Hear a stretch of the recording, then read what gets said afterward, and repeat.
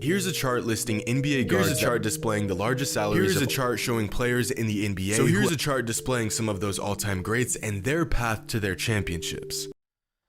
JxmyHighroller. Amazing video production, unbelievable graphs, an iconic voice, best lo-fi music, and a channel full of SeatGeek ads. Dude has the best videos of basketball in the entire YouTube community. In fact, this dude was the one who inspired me to create basketball videos. JxmyHighroller, aka Grayson Anderson, created one of the most popular basketball commentary channels. He lives in the state of Washington. He has a wife he met in high school and 2 kids. After college, he worked a few months as a car salesman but didn't feel the job was right for him. Then his YouTube hobby took off when he started listing high school basketball stars to entrap sax music. Before he was JxmyHighroller, Grayson was a high school track and basketball star. Dude attended Washington State University on a full-on track and field scholarship, where he excelled as a high jumper. For context, dude went to the same school as Klay Thompson. So yeah, dude came from humble beginnings, loved sports since he was a kid, and had a growth spurt at age 12, grew to like 5'7", and the surprising thing is, he dunked when he was 12 years old at 5'7". Bro, when I was 12 years old, okay, I was doing nothing. Dude also held a high jump world record when he was 12 for some time. Nothing surprising at all, no big deal. So yeah, when you hear all this, he was a natural athlete. At age 13, he was already playing AAU basketball and won a title too.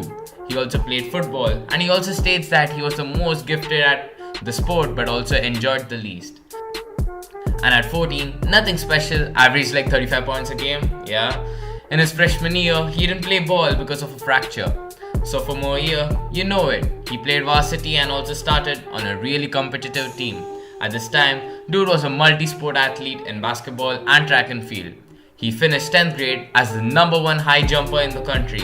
My guy was a freak of an athlete, ended his sophomore year by averaging a double-double, and one game he also guarded another monster, Zach LaVine.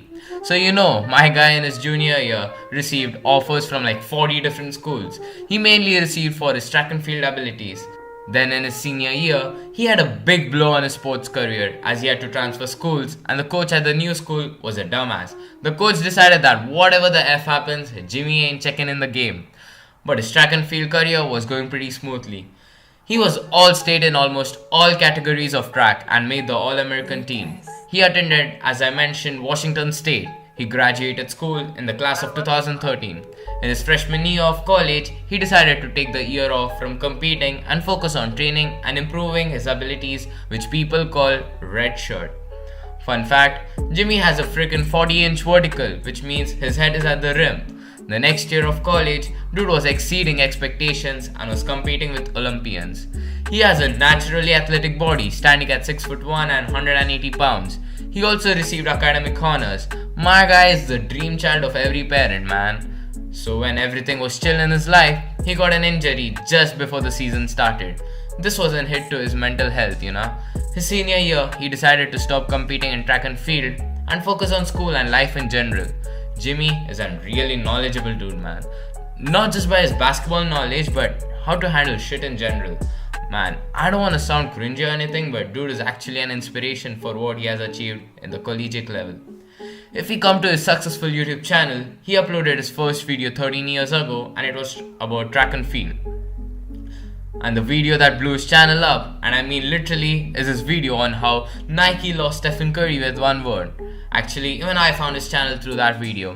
And now I watch all of his videos pretty religiously. So yeah, that was pretty much it.